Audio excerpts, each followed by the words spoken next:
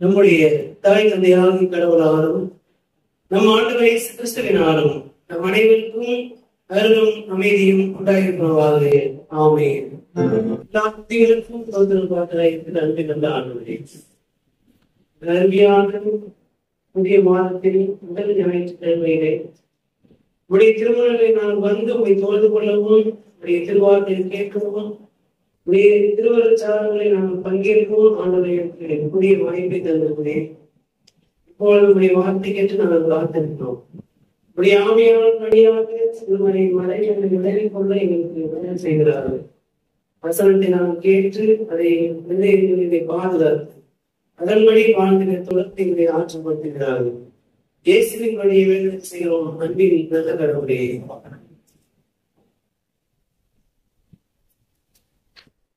திருத்துவ திருநாளுக்கு பின்வரும் 6ஆம் ஞாயிற்றில் சொல்லப்படுகின்ற இந்த நாளிலே படித்து சிந்திக்கும்படியாக அருளை பகுதியாக தெரிந்து கொள்ளப்பட்டிருக்கின்ற நற்செய்தி பகுதி தூய மத்தேயு நற்செய்தியோடு 19ஆம் பிரிவு திருவசனங்கள் 16 தொடங்கி 26 வரை அடங்கிய திருவசனத்தை படிக்க அனைவரும் எழுந்து நின்று கவனமாக கேட்போம்.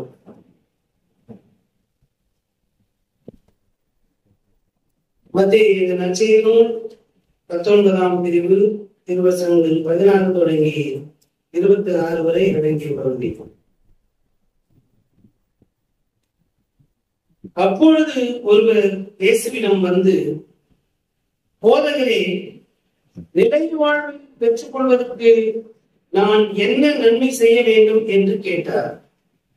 இயேசு அவரிடம், நன்மையை பற்றி என்னையே கேட்கிறீர்?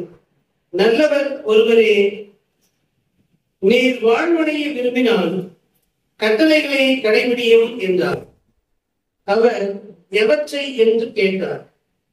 இயேசு, கொலை செய்யாதே, விபச்சாரம் செய்யாதே, களவு செய்யாதே, பொய் சான்று சொல்லாதே, தாய் தந்தையை மதித்து நட, மேலும் உன் மீது நீ அன்பு கூறுவது போல் உனக்கு அடுத்திருப்பவர் மீதும் அன்பு கூறுவாயாக என்று கூறினார். அந்த இளைஞர் அவரிடம், இவை அனைத்தையும் நான் கடைபிடித்து வருகிறேன், இன்னும் என்னிடம் குறைபடுவது என்ன என்று கேட்டார். அதற்கு இயேசு, நிறைவுள்ளவராக திரும்பினார், நீர் போய் உன் உடைமைகளை விற்று ஏழைகளுக்கு கொடும், அப்பொழுது பின்னகத்தில் நீர் செல்வராயிருப்பீர், பின்பு வந்து என்னை பின்பற்றும் என்றார். அவர் சொன்னதை கேட்ட அந்த இளைஞர் வருத்தத்தோடு சென்றுவிட்டார். ஏனெனில் அவருக்கு ஏராளமான சொத்து இருந்தது. இயேசு தம் சீடரிடம், செல்வர் விண்ணகத்தில் புகுவது கடினம் என நான் உங்களுக்கு உறுதியாக சொல்கிறேன். மீண்டும் உங்களுக்கு கூறுகிறேன், செல்வர் இறையாட்சிக்கு உட்படுவதை விட ஊசியின் காதில் ஒட்டகம் நுழைவது எளிது என்றார். சீடர் இதை கேட்டு, அப்படியானால் யாரால் மீட்பு பெற முடியும் என்று கூறி மிகவும் வியப்படைந்தார்கள். இயேசு அவர்களை நோக்கி, மனிதரால் இது இயலாது, ஆனால் கடவுளால் எல்லாம் இயலும் என்றார் என்பவைகளே.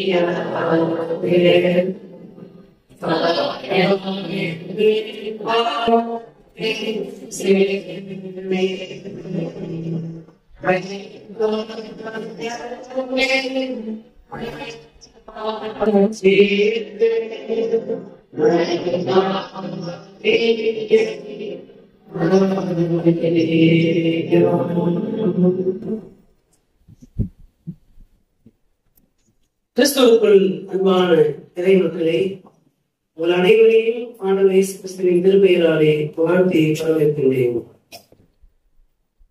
புதிய மாதத்தின் முதல் ஞாயிற்றுக்கிழமையிலே உங்களோடு கூட இந்த வழிபாட்டில் பங்கேற்பதிலே மிகுந்த மகிழ்வடைகிறேன். இது தேர்தல் காலம். எனவே கடவுளுடைய வார்த்தையை மிகவும் கவனமாய் யாரையும் காயப்படுத்தாததற்கு ஆண்டவருடைய வார்த்தையை பகிர்ந்து கொள்ள வேண்டும் என்ற சிந்தனையில் தான் இந்த நாளிலே உங்கள் மத்தியை நான் வந்திருக்கிறேன். மத்தேயு 19ஆம் பிரிவு 14 முதல் 26 வரை அடங்கிய திருவசனங்களே. ஆண்டவர் இயேசு சீடத்துவத்திற்கான தகுதி என்ன என்பதை குறித்து இந்த இடத்திலே சொல்லுகிறார். சீடத்துவத்திற்கான தகுதி என்ன என்று வருகிற போது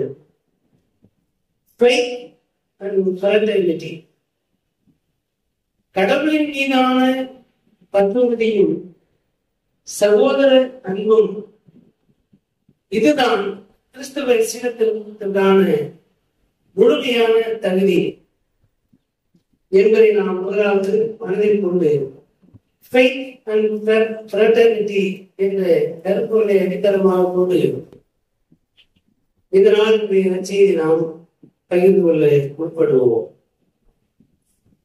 பற்றுறுதியும் சகோதரத்துவ அன்பும் என்று வருகின்ற போது முதலாவது கடவுளின் மீதான நம்பிக்கை. இறை பற்று இல்லாத மனிதத்தை முன்னிறுத்துகின்ற நம்முடைய முன்னோர்கள் என்ன சொல்லியிருக்கிறாங்க அப்படின்னு பார்த்தோம்னா, கடவுளை மற மனிதரை நினை. ஆன்மீக வாழ் என்ற பெயராலே உங்களையும் ஏமாற்றிக் கொண்டு மற்றவர்களையும் ஏமாற்றுவதை விட மனிதத்தை நேசிக்க வேண்டும் என்று சொல்லி சமூகத்தை நேசிக்கிற மக்கள் மாண்புமிகு கூறுகிறார்கள். நேரடியாக சொல்ல வேண்டுமானால் நம்முடைய தமிழ் மண்ணை சார்ந்த பெரியார் அப்படி சொல்லியிருக்கிறார் என்பது நம் அனைவருக்கும் தெரிந்த ஒரு செய்திதான். ஒரு ஆன்மீக சிந்தனையாளராக மானுடவியலாளர்களை நேசித்துக் கொண்டே கடவுளின் மீது அன்பு செலுத்துகின்ற, கடவுளுடைய வார்த்தையை பேசுகின்ற, கடவுளுடைய ஊழியத்தை செய்கின்ற நாம் சொல்ல வேண்டியது திருமறை கூறுகின்ற செய்தி என்னவென்றால், கடவுளை நினை, மனிதரை நினை. ரெண்டுமே பேரலா இருக்கணும், இணையாக இருக்க வேண்டும். கடவுளை மறந்துவிட்டு மனிதரை நினைப்பது அல்ல, மனிதரை மறந்துவிட்டு கடவுளை நினைக்கின்ற அந்த குருட்டுத்தனமான ஆன்மீகம் இருக்கக்கூடாது. இப்போ கடவுளை மாத்திரமே பரிசுமான இடக்கிழக்காக சில பேர் கேட்டீங்க. நம்ம ஒண்ணு சொன்னாங்க, அவங்க ஒண்ணு என்ன பண்ணுவாங்க, கடவுளுக்காக முக்கியத்துவம் கொடுக்கணும் அப்படின்னு சொன்னீங்கன்னா என்ன பண்ணுவாங்க, மனிதர்கள் முதல்ல நேசிக்கிறாங்க அப்படின்னு சொல்லுவாங்க. ஐயா தாங்க எங்களுக்கு நன்மை செய்தாரு அப்படின்னு சொன்னா சொல்லுவாங்க. மனுஷன் கிடையாதுங்க, கடவுள் தான் எல்லாத்தையும் செய்தாரு. இப்படி ஏற்கு மாறாக ஏதாவது ஒன்று சொல்லிக் கொண்டே இருப்பார்கள். யாருக்கு புரியுதா? நாம் திருத்துவ கடவுளை நம்புகிறோம், முழு திருமறையின் மீது நம்முடைய நம்பிக்கை வைத்திருக்கிறோம். அதனால்தான் திருச்சட்டத்தை படிக்கிறோம், திருப்பாடலை படிக்கிறோம், இறைவாக்குகளை படிக்கிறோம், புதிய ஏற்பாட்டு திருமுகங்களை படிக்கிறோம். எல்லாவற்றையும் படித்த பிறகு நற்செய்தி பாடத்திலிருந்து ஆண்டுடைய வார்த்தையை கேட்கிறோம். இண்டிபெண்டன்ட் சர்ச்சில் போனீங்கன்னு வச்சுங்க, பழைய ஏற்பாடு புதிய ஏற்பாடு அந்த கிடையாது, நேரம் பவுலின் கடிதம் தான். ஏன்னா பவுலின் கடிதம் எப்பொழுதும் படிக்கிற போது என்னோடு பேசுவதாக இருக்காது, நான் மற்றவர்களுக்கு புத்தி சொல்லுகின்ற விதமாகத்தான் அந்த பகுதி எல்லாமே எழுதப்பட்டிருக்கோம். நாம் எல்லாருமே பாதுகாக்கிற அதை தான் செய்வோம். ஒரு வசனத்தை கண்ணாடி முன் நின்று இது எனக்கு சொல்லப்பட்டிருக்கிறது என்று பெரும்பாலும் நாம் யோசிப்பது கிடையாது. மற்றவர்களுக்கு அட்வைஸ் பண்ணுவதிலே நமக்கு இருக்கிற ஆர்வம், எனக்கு நானே புத்தி சொல்லிக் கொண்டு என்னை திருத்திக் கொள்வதற்கு பெரும்பாலும் நாம் ஆர்வம் காட்டுவதில்லை. இப்படிப்பட்ட நிலையிலே ஆண்டவர் இயேசு தம்மை அந்த மனிதனுக்கு கண்ணாடியாகவும் தமக்கு தாமே தம்மை கண்ணாடியாக முன்னிறுத்தி அந்த மனிதன் எப்படி தன்னை புரிந்து கொள்ள வேண்டும் என்பதை அந்த இளைஞனுக்கு உணர்த்துகிறார். திருமறை பாடங்களை நாம் படித்து அதை புரிந்து கொள்ள முற்படுகிற போது முதல் உடன்படிக்கை நற்செய்தி பார்த்தீங்கன்னா மனிதனை நேசிக்க வேண்டும் என்பதை முன்னிறுத்தி சொல்லப்பட்டிருக்கிறது இல்லையா? உனக்கு அடுத்திருக்கின்ற மனிதர்களை நீங்கள் நேசிக்க வேண்டும் என்று சொல்லி சொல்லப்பட்டிருக்கிறது. இப்போ கடவுள் மீது விசுவாசம் வைப்பதா மனிதனை நேசிப்பதா? கடவுளை நேசிப்பதா மனிதனை நேசிப்பதா என்ற கேள்வி நமக்கு வரும். மனிதரை நேசி என்பது கடவுளின் கட்டளை என்பதனாலே கடவுளின் கட்டளைகளை கடைபிடிப்பதன் வழி நாம் கடவுளை நேசிக்கிறோம். அந்த கட்டளையை நாம் கடைபிடிக்கின்ற போது சக மனிதனுக்கு கடவுளுடைய அன்பு நம் மூலமாக கிடைக்க பெறுகிறது. அப்போ கடவுளின் கட்டளை என்பது கடவுளின் மீதான பற்றுதலையும் மனிதர் மீதான ஒருங்கே அமைத்திருக்கின்ற ஒன்றாகத்தான் இருக்கிறது. Inclusive statement. கடவுளையும் மனிதரையும் ஒன்றாகத்தான் கடவுளுடைய கட்டளைகள் இருக்கின்றன. உன் வாழ்நாட்கள் பூமியிலே நீடித்திருக்கும் வரைக்கு உன் தகப்பனையும் தாயையும் தகப்பன்வாயாக. அது கடவுளின் கட்டளை என்பதனாலே நாம் அதை கடைபிடிக்க வேண்டும். நாம் அதை கடைபிடிக்கின்ற போது கடவுளை நேசிக்கிறோம். நாம் அதை கடைபிடிப்பதன் வழியாக நம்முடைய பெற்றோர்களை நாம் தரப்படுத்துகிறோம். உன்னிடத்தில் நீ அன்பு கூறுவது போல கண்ணாடி என்று பார்க்கணும். சக மனிதரை கண்ணாடியாக பார்க்கிற போது அவர்களிடத்திலிருந்து நான் என்ன எதிர்பார்க்கிறேன்? Love your neighbour as you love yourself. உங்களை நீங்கள் எப்படி நேசிக்கிறீர்களோ அப்படி சக மனிதரை நேசிக்க வேண்டும். இப்ப நான் இருக்கிறேன் அப்படின்னா நான் ஒரு நல்ல ட்ரெஸ் போடணும் அப்படின்னு நினைப்பேனா இல்லையா? மற்ற எல்லாரையும் விட இன்னைக்கு நான் நல்ல உடை உடுத்தி இருக்க வேண்டும். எல்லாரையும் விட விலை உயர்ந்த உடையை நான் உடுத்த வேண்டும். சிறப்பான உணவை நான் உண்ண வேண்டும். மற்றவர்கள் என்னை மதிக்கின்ற விதமாக பெரிய ஆளாக நான் இருக்க வேண்டும். அதற்கு காண்பித்துக் கொள்ள வேண்டும். இருக்கிறோமோ இல்லையே காண்பித்துக் கொள்கிற நடந்து கொண்டுதான் இருக்குது இல்லையா? காண்பிப்பதும் தவறு. என்னை நான் பெரிய ஆளாக எண்ணிக்கொள்வதும் கடவுளின் பார்வையே தவறு. என்னை நான் பெரியவன் என்று எண்ணுகின்ற போதே என்னை அடுத்திருக்கின்ற மனிதரை என்னை விட நான் சிறுமைப்படுத்துகிறேன், சிறுமியாக எண்ணுகிறேன். இதற்குள்ளே அந்த உள்நோக்கம் என்பது இருக்கிறது. ஆகவே அடிப்படையிலே என்னை நான் நேசித்தேன் என்பதும் பிறரை நான் நேசிக்கிறேன் என்பதும் ஒரே ஒரு வார்த்தையிலே அடங்கியிருக்கிறது, சமத்துவம். எனக்கு அடித்திருக்கின்ற மனிதரை நான் சமமான மனிதன் என்று எண்ணினால் அவரை விட நான் மேலானவனாக என்னை காட்டிக் கொள்ள வேண்டும் என்ற எண்ணம் எனக்கு வராது. எனக்கு அடித்திருக்கின்றவர்களை என்னுடைய சகோதரராக நான் எண்ணுகின்ற போது அவரை விட நான் உயர்ந்தவராக நடத்திக் கொள்ள வேண்டும் என்ற அவசியம் இல்லை. என்னுடைய உடன்பிறப்பு, இதுல என்ன வயது வித்தியாசம் இருக்கலாம், ஆனால் என்னுடைய உடன்பிறப்பு. எனக்கு அடித்திருக்கின்ற ஒவ்வொரு மனிதரையும் நானாகவே அவர்களுடைய பார்வையிலே நான் அடுத்தவன், என்னுடைய பார்வையிலே அவர்கள் அடுத்தவர்கள். மொத்தத்தில் இங்க எல்லாருமே ஒவ்வொருவரையும் நான் பார்க்கின்ற போது என்னை பார்ப்பது போலவே நான் பார்க்க வேண்டும். என்னை நான் மதிப்பது போலவே மதிக்க வேண்டும். என்னுடைய உணர்வுகளுக்கு நான் எவ்வளவு முக்கியத்துவம் கொடுக்கிறேனோ அதே முக்கியத்துவம் சக மனிதனுடைய உணர்வுகளுக்கு நாம் கொடுக்க வேண்டும். இதை நாம் கடைபிடிக்கின்ற போதுதான் சகோதரத்துவ அன்புடையவராக நாம் இருக்கிறோம். அப்பொழுது கடவுள் அங்கே ஆட்சி பெறுகிறார். ஏன்னா நம்முடைய அன்பை பெற்றுக் கொள்கின்ற மக்கள் கடவுளுக்கு நன்றி செலுத்துவார்கள். அப்படி நன்றி செலுத்துகிற போது அதனாலே கடவுளின் பெயர் அங்கே மாட்சிமை அடைகிறது. இறை சட்டம் 15ஆம் பிரிவிலே இங்கே 2 கூட்ட மக்கள் இஸ்ரவேல் மக்களுக்கு சட்டம் கொடுக்கப்படுகிறது. அங்கே பலவிதமான அன்பை குறித்து அங்கே சொல்லப்பட்டிருக்கும்.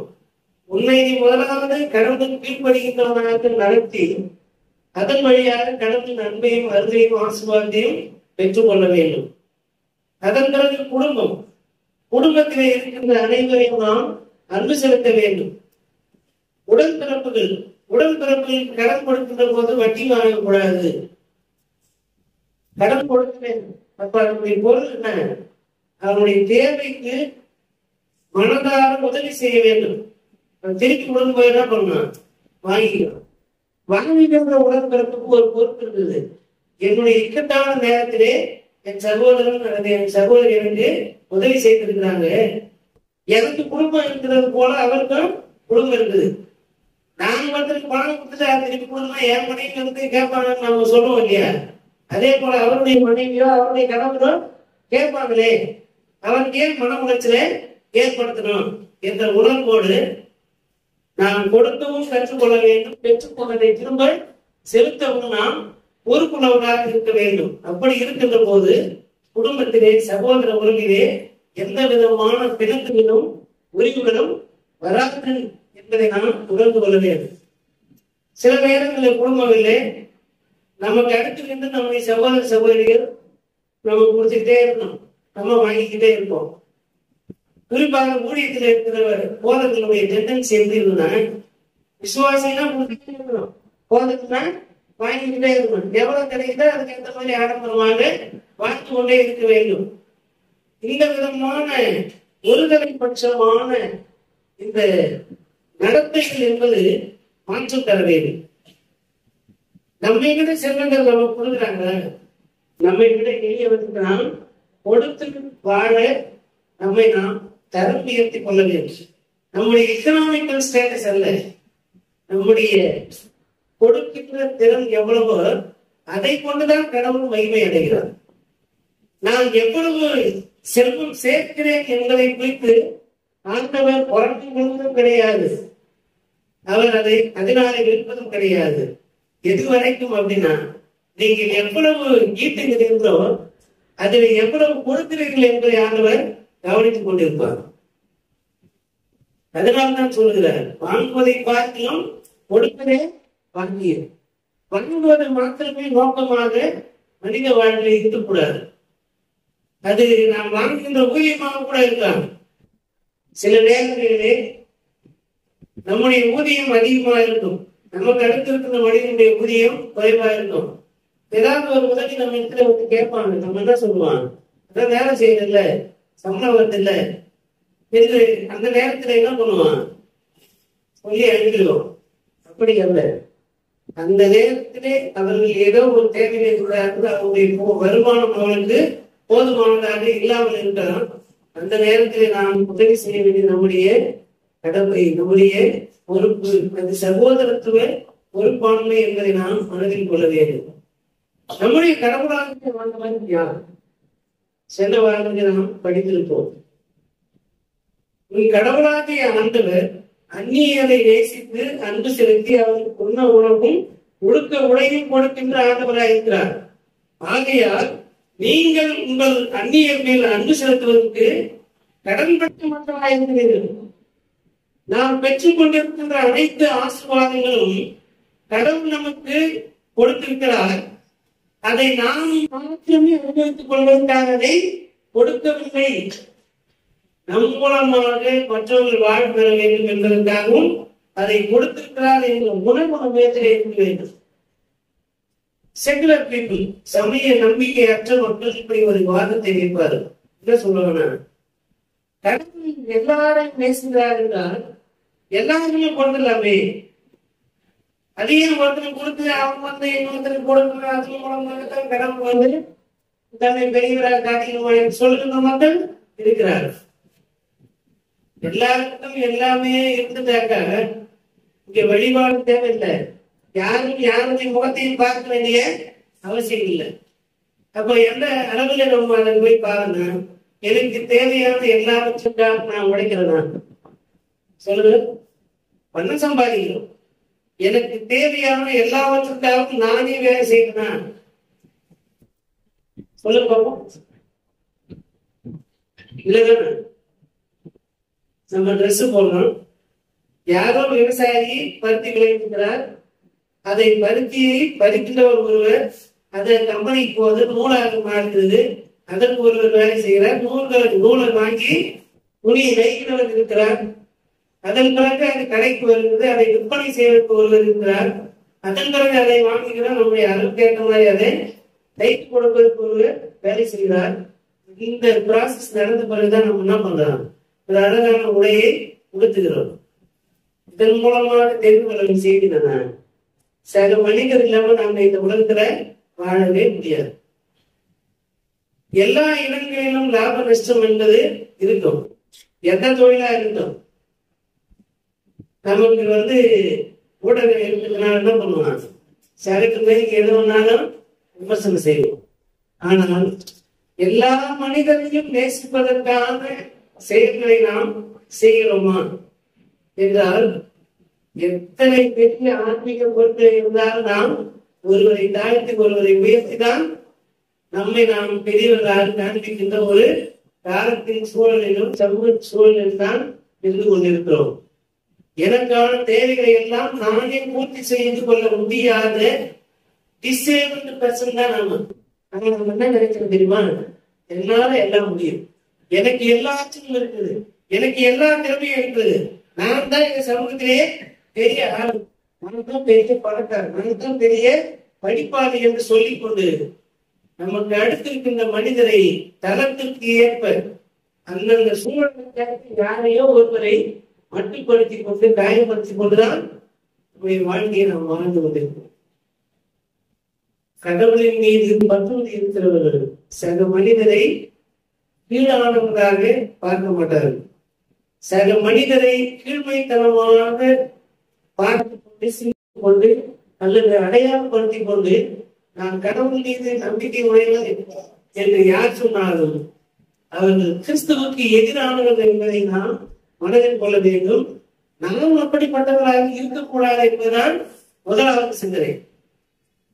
ஆகவே கடவுளின் மீது பற்றுறுதி கொள்வது என்பது கடவுளின் கட்டளைகளை கடைபிடிப்பதில் தான் இருக்கிறது.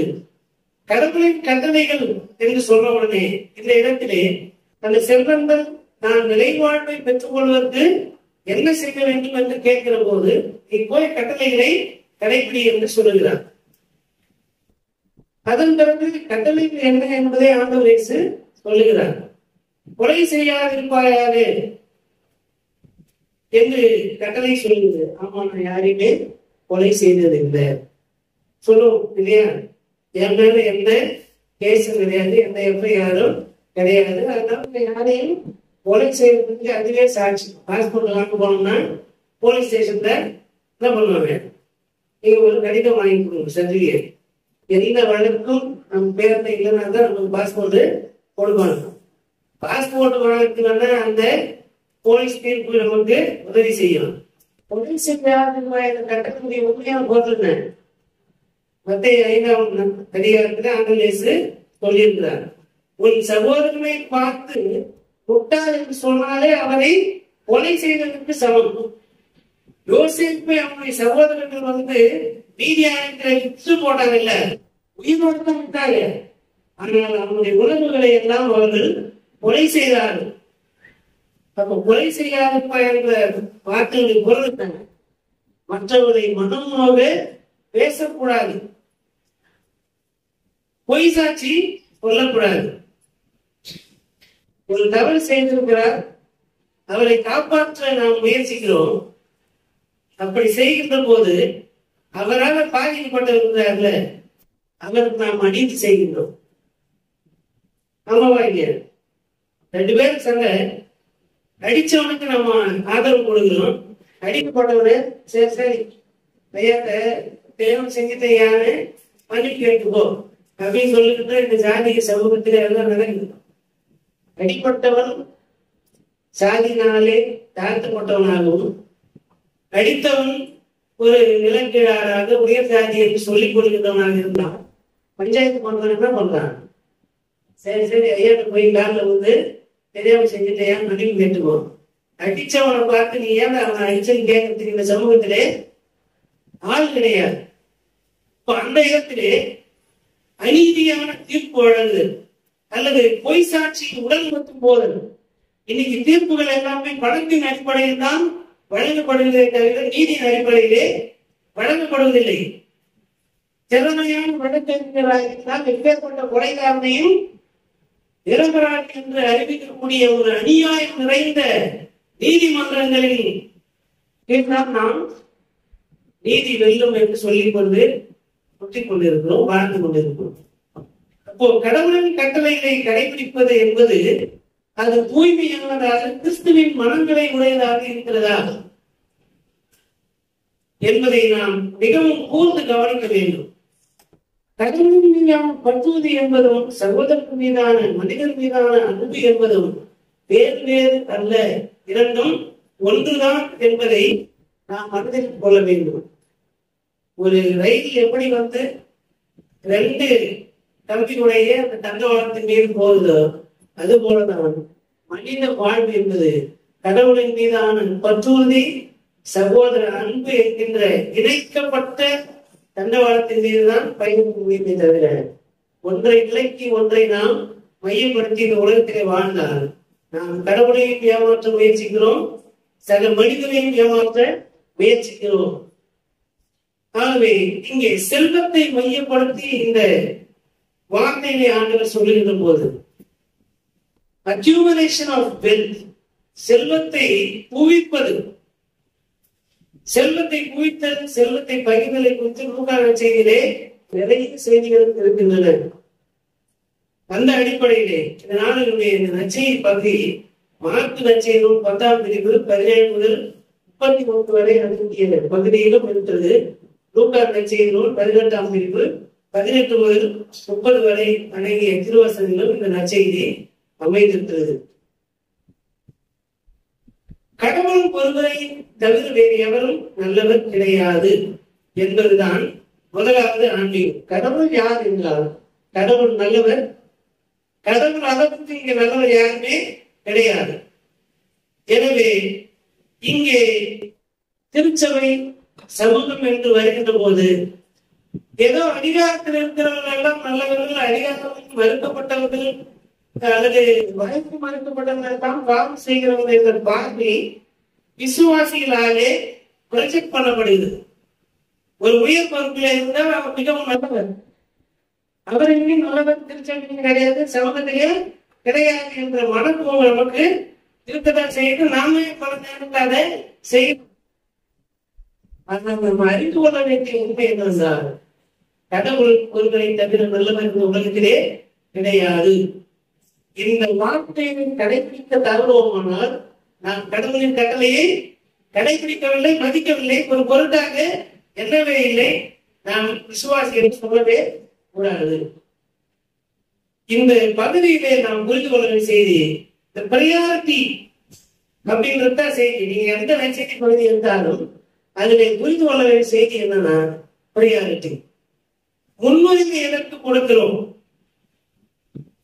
என்று வருகின்ற போது கடவுளின் கட்டளைக்கு நாம் முன்னுரிமை கொடுக்கின்ற மக்களாக இருக்க வேண்டும். அந்த கடவுளின் கட்டளை சொல்லுகின்ற செய்தி என்னன்னா மனிதரை நேசி. செல்வத்தை குவிப்பது அல்ல, செல்வத்தை பகிர்ந்து வாழ்வதை கடவுள் அதிகமாக விரும்புகிறார். செல்வத்தை அவர் கொடுக்கிறார், மனிதர் மூலமாக கொடுக்கிறார். நேர்மையான வியாபாரத்திலே அல்லது செய்கின்ற தொழிலிலே நாம் செய்கின்ற பணியிலே உண்மையாக இருக்கின்ற போது அரசாங்கத்தின் மூலமாக அல்லது நம்முடைய வாடிக்கையாளர் மூலமாக நமக்கு வருமானம் வருகிறது. அநியாயமான லாபத்திற்கு தராசை மாற்றி நிறைக்கல்லை மாற்றி வியாபாரம் செய்து ஒரே நாளிலே செல்வந்தராக வேண்டும் என்று விரும்புகின்ற மக்களும் இருக்கத்தான் செய்கிறார்கள். அதற்காக வியாபாரம் செய்கின்றவங்க எல்லாத்தையும் நேர்மையற்றவர்கள் என்பது பொருள் அல்ல. அதை விமர்சித்துக் கொண்டிருப்பது நம்முடைய வேலை அல்ல. அவரவர் செய்கின்ற வேலையிலே நாம் கடவுளுக்கு முன்பாகவும் சக மனிதனுக்கு முன்பாகவும் உண்மையாக நம்முடைய பணியை செய்ய வேண்டும். அப்படி செய்து வருகின்ற வருமானம் உண்மையாகவே அது நீதியானதாக இருக்கும். அது அநியாயமான வழியிலே நம்முடைய விருப்பம் இல்லாமல் நம்ம விட்டு அது போகாது. நம்முடைய விருப்பத்தோடு நம்முடைய கரத்திலிருந்து நம்முடைய செல்வம் போக வேண்டும். அதை தான் கடவுள் விரும்புகிறார். 10 ரூபாய் காணாம போச்சுன்னா நம்ம என்ன பண்ணணும் தெரியுமா? சரி கூட யாரோ ஒரு ஏழை கிடைச்சது, ஆனா 10 ரூபாய் காணாம போச்சு, 10 ரூபாய் காணாம போச்சு, 10 நாளைக்கு என்ன பண்ணுவோம் சொல்லிட்டு இருப்போம். ஆமாவா இல்லையா? ஆனா நம்முடைய விருப்பத்தோட ஒரு ஏழை 10 ரூபாய் கொடுத்து சொன்னா என்ன திரும்ப செய்வான்? கடவுளின் வார்த்தை சொல்லுது, வலது கை கொடுப்பது இடது கைக்கு தெரியக்கூடாது, எனவே நான் என்ன பண்றது சொல்லக்கூடாது அப்படிங்கிற அந்த கட்டளை மனதில் வைத்து கூடுமான வரைக்கும் அதை என்ன பண்ண மாட்டான், சொல்ல மாட்டோம். எப்ப சொல்லுவோம்னா எலெக்ஷன் வரும்போது சொல்லுவோம். அப்படி இல்லைன்னா அவங்க நமக்கு எதிராக ஏதாவது ஒண்ணு செஞ்சுட்டா என்ன செய்வான்? உன் கஷ்டத்துல நான் நீங்க அவ்வளவு உதவி செஞ்சேன், நீ இப்படி நன்றி கெட்டதனமா இருந்துட்டே டக்குன்னு என்ன பண்ணுவான்? நம்முடைய வேற்றுமையான எண்ணம், நம்முடைய கொடுத்த அந்த செயலை அவர்கள் மீது ஒரு அந்த பழி வாங்குதல் என்ற உணர்ச்சி இல்ல, அந்த செயலாக செய்யாமல் இன்னொரு முறை உதவி கேட்டு என்கிட்ட நீ வந்துடாத அப்படின்னு சொல்றதுக்காக அந்த வார்த்தை என்ன பண்ணுவான் சொல்லுவோம். நான் இவ்வளவு செஞ்சேன், நீ நன்றி பார்த்தத, இனி என்கிட்ட வந்து நன்மைக்காக வராது அப்படின்னு சொல்லுகின்ற போல என்ன பண்றான்? அதுவே ஒரு விதமான பழி வாங்குதல் தான். கடவுளின் கட்டளை எதிரான செயல். இவையெல்லாம் நாம் உணர்கின்ற போது சகோதர அன்பு என்பது கடவுள் எனக்குள் இருக்கிறார், கடவுள் என்னோடு இருக்கிறார், கடவுள் எனக்கு ஆசீர்வாதம் அளிக்கிறார். நான் எத்தனை ஒழுக்கக்கேடானவனாக இருந்தாலும் நான் என்னுடைய பாவங்களை ஆண்டவத்தில் அறிக்கை செய்த போது அவற்றையெல்லாம் மறந்து எனக்கு நன்மை செய்கிறவராக ஆசீர்வாதம் அளிக்கின்ற கடவுளாக இருக்கிறார். இது நம்முடைய விசுவாச அறிக்கை. இதை எப்படி சமூகத்துக்கு அறிக்கையாக மாற்றுவது?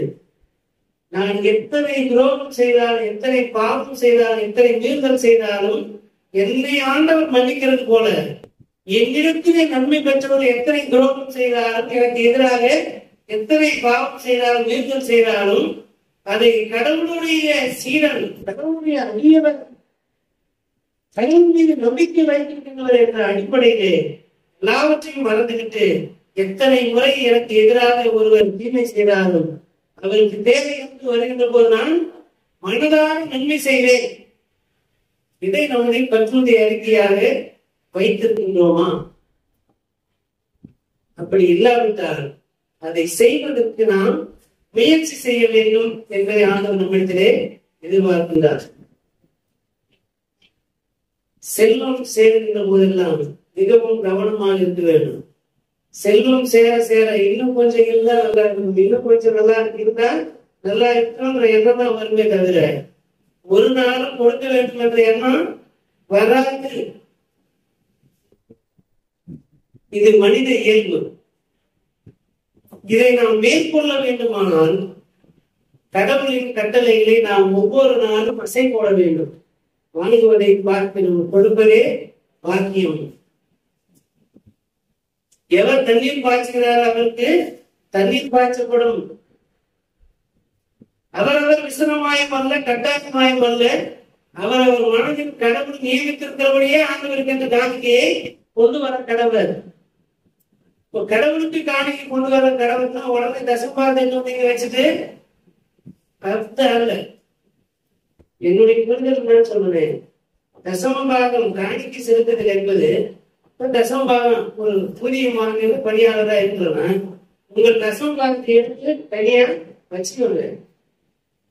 வச்சுட்டு ஆலயத்திற்கு வருகின்ற செலவு, ஆலயத்திலே செலுத்துகின்ற காணிக்கை, உங்கள் வீட்டுக்கு வருகின்ற ஏழைக்கு கொடுக்கின்ற நிதி உதவி, உங்கள் வீட்டுக்கு வந்து உங்களுக்காக ஜெபிக்கின்ற ஊழியருக்கு கொடுக்கின்ற நம்பிக்கை, இது எல்லாவற்றையுமே நீங்க அந்த தசமபாகத்துக்குள்ளே வீட்டுக்கு பண்ணலாம். நீங்க யாராவது ஒருத்தரை எடுத்து கொடுத்துட்டு அடுத்து வரவங்களுக்கு இல்லை என்று சொல்வதை விட அல்லது குடும்பத்துக் கொண்டே அப்படி நினைச்சீங்க குடும்பம் அவசியம் இல்லை. உங்களுடைய வருமானத்தின் பற்றிய ஒரு பகுதியை நீங்கள் எடுத்து வைத்து உங்கள் விருப்பத்தின்படி கடவுளினுடைய கட்டளை முன்னிட்டு பகிர்ந்து கொடுத்து அதன் மூலமாக உங்களுடைய விசுவாசத்தை நீங்கள் நடைமுறைப்படுத்தினால் போதுமானது.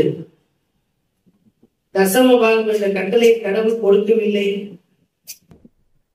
யாக்கோபு தன் பெற்றோரை விட்டு ஓடி போகின்ற போது ஒரு இடத்திலே ஜெபம் செய்கிறார். அந்த ஜெபத்தை ஒரு பொருத்தனையோடு செய்கிறார். இன்றைக்கு அந்நியம் பரதேசியமாக என் தகப்பனுடைய வீட்டை விட்டு ஓடி கொண்டிருக்கின்றன. மீண்டும் என்னுடைய தகப்பனுடைய வீட்டிற்கு சுகமாக நான் வந்து சேவையாகில் அப்போது என்னுடைய வருமானத்தின் 10 ஒரு பங்கை நான் ஆண்டவரே நமக்கு என்று மனதாக கொடுக்கிறேன்னு அவராக தான் பொருத்தனை பண்ணிவிட்டார். இன்னைக்கு நம்ம என்ன பண்றோம்? ரசவபாகம் கொடுக்கிறனா தண்டிக்கப்படுகின்ற அவலமான நிலையிலே இருக்கின்றோம். இப்போ கொடுத்தல் என்பது மன விருப்பத்தின்படி செய்ய வேண்டுமே தவிர கவர்மெண்ட் போனதை நான் ஏதோ சேரிட்டி விட்டுதா நினைக்கிறதோ அல்லது கட்டாயத்தின் பேரில கொடுப்பதோ அது கடவுளின் கட்டளையும் கிடையாது, சேரிட்டியுமே கிடையாது. அதனால்தான் இறையில் சிந்தனையோடு சொல்லுகின்ற போது ஒருவருக்கு நன்மை செய்வது என்பது அனுதாபப்பட்டு பரிதாபப்பட்டு செய்வது அல்ல. உனக்கு முன்னால் விற்று ஏழை கொடுத்து என்று சொல்வது கடவுளின் கட்டளை, அவனுடைய கட்டளை. நீங்கள் இயேசுவுக்கு விசுவாசியா இருக்கலாம், நினைச்சா விசுவாசியா இருந்தா நினைச்சா வெளியே போயிடலாம். ஆனால் இயேசுவுக்கு சீடனா இருக்குன்னா இயேசுவின் வார்த்தையின்படி நீங்கள் இருந்தே ஆக வேண்டும். இல்லாவிட்டால் கிறிஸ்தவன் என்ற வார்த்தை நாம் பயன்படுத்தவே கூடாது.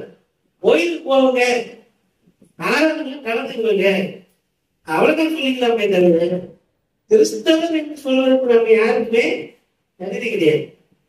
எப்பொழுது கடவுளின் கட்டளையை கடைபிடிப்பதில்லை, சக மனிதரையும் மனப்பூர்வமாக நேசிப்பதில்லை, எனக்கு உண்டானதை விற்று ஏழைகளுக்கு கொடுப்பதற்கு மனமில்லாத போது நான் கிறிஸ்தவர் என்று சொல்லிக் கொள்வதற்கு எனக்கு உரிமை கிடையாது. அப்போ வேண்டாம் போயிடலாமா அப்படின்னா அது அல்ல. கடவுளின் கட்டளையை கடைபிடிப்பதற்கு ஒவ்வொரு நாளும் பிரயாசப்பட வேண்டும், முயற்சி செய்ய வேண்டும். அந்த விருப்பம் நமக்குள்ளே இருக்க வேண்டும். இங்கே 2 விதமான வாழ்வை வாக்குத்தத்தமாக ஆண்டவர் கொடுக்கிறார். நீ நிலை வாழ்வை பெற வேண்டுமானால் கட்டளைகளை கடைபிடிக்க வேண்டும். அவன் சமையல கடைபிடிக்கிறேன். நீ நிறை வாழ்வை பெற வேண்டுமானால், அதிலே நீ நிறைவை பெற வேண்டுமானால் உனக்கு உண்டானதை விற்று ஏழைகளுக்கு கொடுக்க வேண்டும். அப்போ ஃபுல்ஃபில்மெண்ட், முழு நிறைவு என்பது எப்பொழுது வரும் என்றால் கடவுளையும் நேசிக்க வேண்டும், சக மனிதனையும் நாம் நேசிக்க வேண்டும். செல்வம் சேரும், 4 பேர் நமக்கு உதவி செய்வாங்க, 4 பேர் நமக்கு நன்றி செய்வாங்க. நம்முடைய முயற்சி, நம்முடைய உழைப்புக்கு கடவுள் அதை அங்கீகரித்து அதை ஆசீர்வதித்து பொருளாதாரமாக தருவார். ஆனால் அதை வைத்து நான் சேர்த்துக் கொண்டே இருக்கிறேனா அல்லது மற்றவர்களோடு பகிர்ந்து வாழ்கிறேனா என்பதைத்தான் நாம் உணர்ந்து கொள்ள வேண்டும். ஆகவே ஈகை, ஷேரிங் தி வெல்த் என்பது, செல்வத்தை பகிர்தல் என்பது ஏதோ பரிதாபப்பட்டு செய்வதல்ல.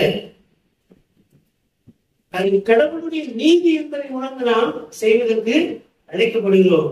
எனக்கு அடுத்திருக்கின்ற மனிதருக்கு அன்பு செலுத்துதல் என்பது பரிதாபப்பட்டதல்ல.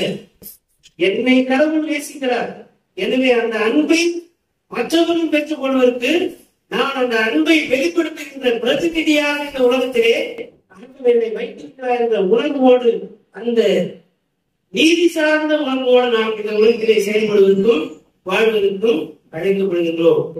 ஆகவே கடவுள் எல்லாருக்கும் நிலை வாழ்வை கொடுத்திருக்கிறார். ஏன்னா நாம் படைக்கப்படுகின்ற போது எல்லாருமே கடவுளுடைய சாயலிலே கடவுளுடைய பற்பு நலன்களோடு தான் படைக்கப்பட்டிருக்கிறோம். இந்த எக்ஸாம் நான் எழுதும் போது இப்போ 1வது இருந்து 12வது வரைக்கும் அல்லது கல்வி வரைக்கும் தான் பண்ணுவான். எத்தனை பதில் எழுதிக்கிறோமோ அத்தனை பதிலுக்கு ரைட்டா இருந்தா மார்க், தப்பா இருந்தா தப்பு, அவ்வளவுதான்.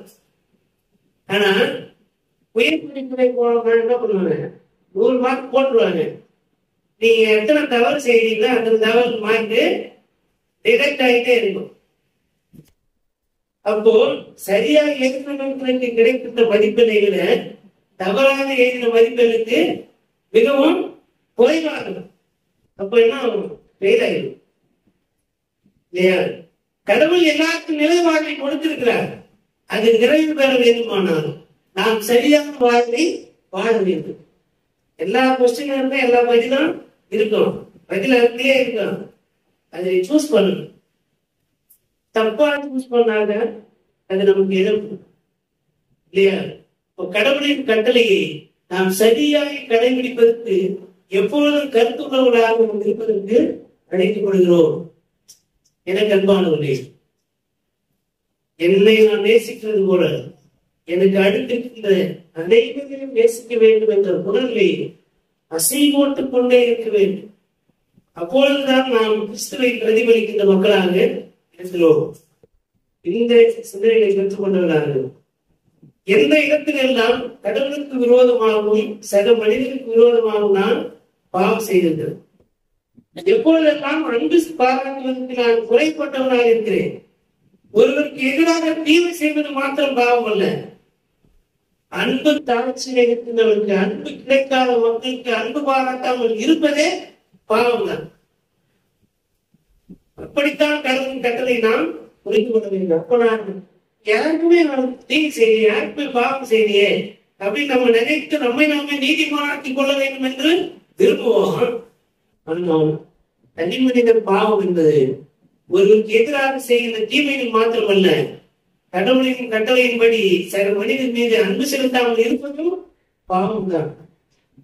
அப்படியானால் நமக்கு இப்பொழுது ஆண்டவருடைய சமூகத்துக்கு வருது, ஆண்டவரே உடைய கட்டளைகளை நான் கடைபிடிக்கிறேன், அவர்களை அறிந்திருக்கிறேன், படிக்கிறேன், மற்றவர்கள் கற்பிக்கிறேன், ஆனால் அதன்படி முழுமையாக வாழ முடியாதபடிக்கு இந்த பாவம், இந்த தனி மனித ஆசைகள், இச்சைகள், உலகத்தினுடைய சிற்றின்பங்களும் என்னை கட்டளைகளின்படி வாழ முடியாதபடி தடுக்கின்றன, அவற்றிலிருந்து என்னை விடுதலையாக்கும் என்று சொல்லி ஆண்டவரை கேட்கின்ற போது நான் கடவுளுடைய கட்டளை கடைபிடிக்காமல் செய்த பாவங்களை, சக மனிதனுக்கு கட்டப்பட வேண்டிய அன்பை காட்டாமல் இருந்த பாவங்களை மன்னித்து அவர்களுடைய உண்மையான பிள்ளைகளாக நாம் வாழ்வதை செய்ய ஆண்டவர் வல்லவராயிருக்கிறார்.